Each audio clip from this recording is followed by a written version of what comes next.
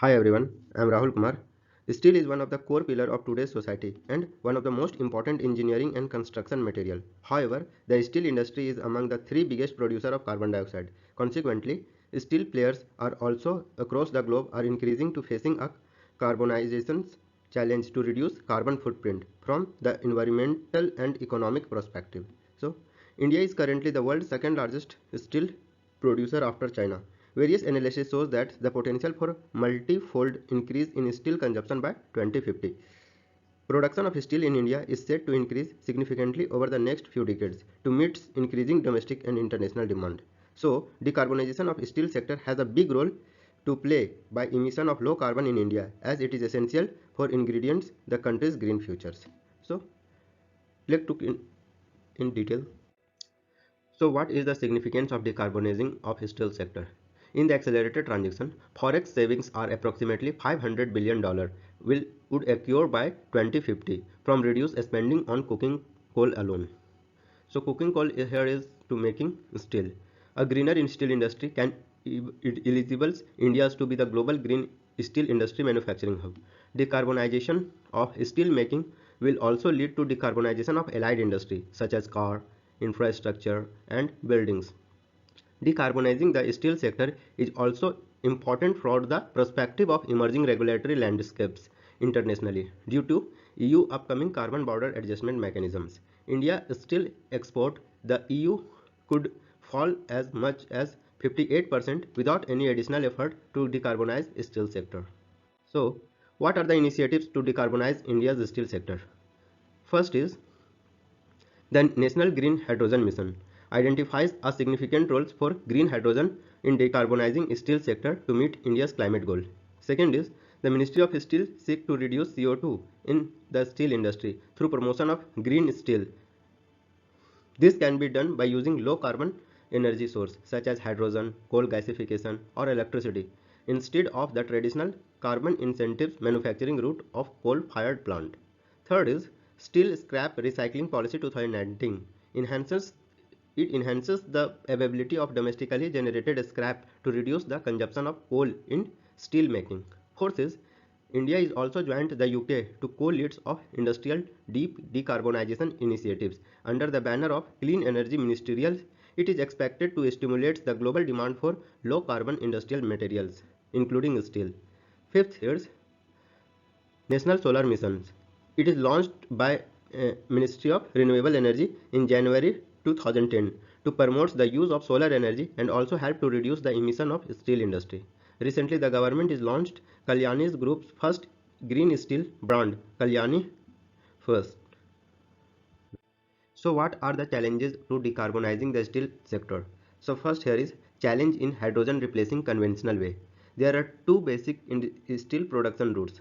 Blast furnace route whereas coke is primarily fuel and direct reduced iron route where fuel can be coal or natural gas. India presently produces around 90% of crude in steel through the blast furnace and coal based DRI route.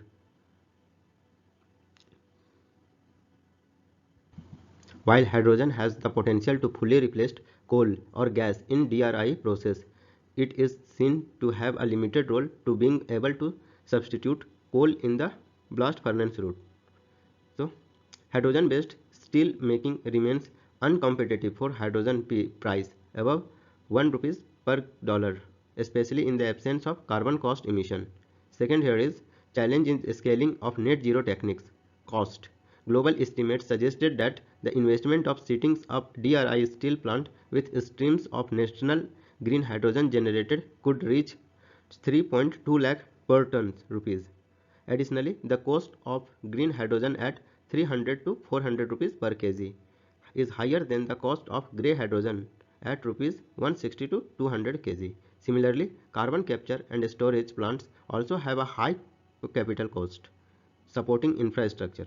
There is an inadequate support of network in the storage, production and transportation of hydrogens. For carbon capture storage, there is lack of data on the availability of potential of geological storage site and their capacities. Limited use cases also pose a challenge in scaling the carbon capture storage capacity technology. So what steps can taken to decarbonize the steel sector? First is introduction of CO2 pricing and rapid development of hydrogen. Introduction of calibration of CO2 pricing in the next few years will encourage investment in low carbon technologies to accurate adaptation and hydrogen based steel making. It also accurate investment other green technologies in the steel value chain such as green hydrogen and renewable based electricity. A carbon price of rupees $50 per ton of emissions can make green steel competitive by 2030, even at the hydrogen price of rupees 2 rupees per kg, and can catalyze the shift of coal-based to hydrogen-based steel making. Second is policies for material efficiencies. Scrap-based steel making has the lowest carbon emission of all the current commercial steel making technologies, but it is dependent on the price and availability and quality of scrap economic to achieve the scale. India relies on scrap imports, will, which will become a challenge in the future as the quality of scrap demand increases globally for steel making.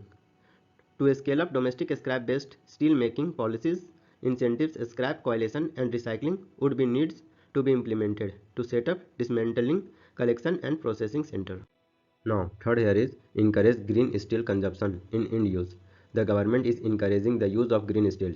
It shall set up targets for embodied carbon in public-private construction and automotive uses. This will support the creation of domestic green steel market for domestic steel makers who can initially tap to exports the market where green steel commodities are premium.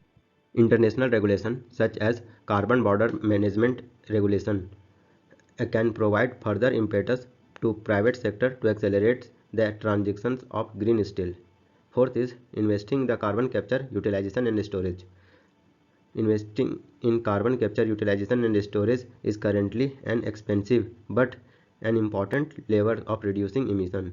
To make it viable decarbonization solution for steel industry, more R&D efforts are required to reduce capture cost. Besides creating the hubs of steel producing center like in Odisha and Jharkhand.